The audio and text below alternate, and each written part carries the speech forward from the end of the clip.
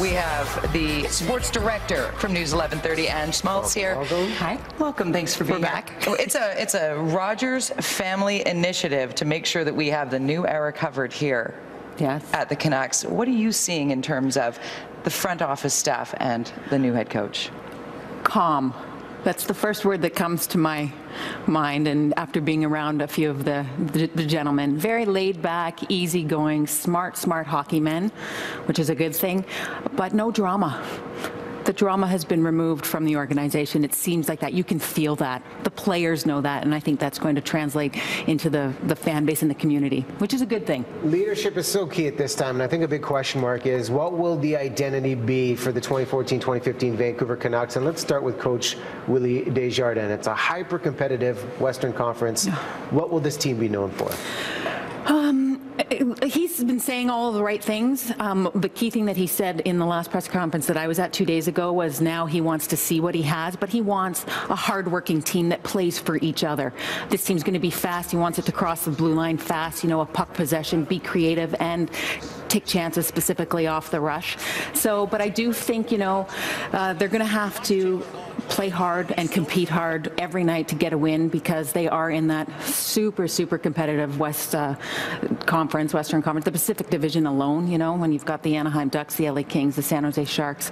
I mean, it's going to be tough, but they're ready to turn the page and see. The one thing that I'm not too keen on is the fact it's a small team.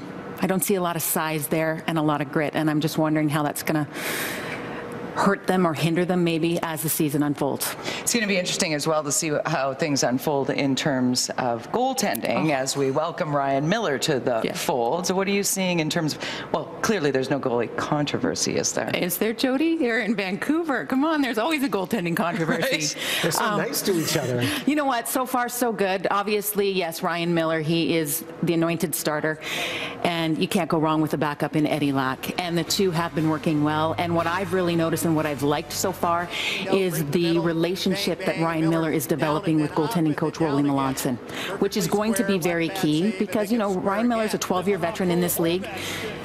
He's a Vezina Trophy winner, so he's very good and he's set in his ways. But, Rolly likes to tweak with his goalies, and so far so good. So we'll see how that unfolds, but I say that without, them losing a game. Ryan hasn't gone on a 3-game losing streak, and then what happens when Eddie comes in and lights it up? And that's the key right there. Then we may have a controversy. Then we continue to have those scrums where, like, any goaltending controversy?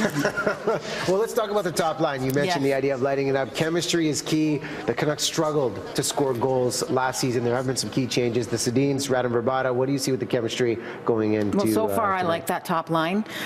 You can see the chemistry coming quickly, and that line is gelling. Obviously, the last preseason game, Radim Vrbata had a goal and 2 assists on that. So it's going to be fun to watch. I have to believe that this top line is going to produce more than the one that last year was just such a tough year for everyone involved. I mean, Alex Burrows was hurt the majority of the season. The Twins had arguably their worst season of their career. They have to bounce back, and I think, Radim's going to provide that jolt, that spark that's going to maybe elevate them. And coach has said flat out, I'm going to manage the Sedins differently this year than Tortorella did last year. Yes, and I think I want to use the word, he's going to manage them smartly. Put the Twins in situations that they excel in, right? I don't sense we're going to see the Twins on a lot of, penalty kills, Going to put you on the spot with the final question. Sure. Do you see the Canucks back in the playoffs this year?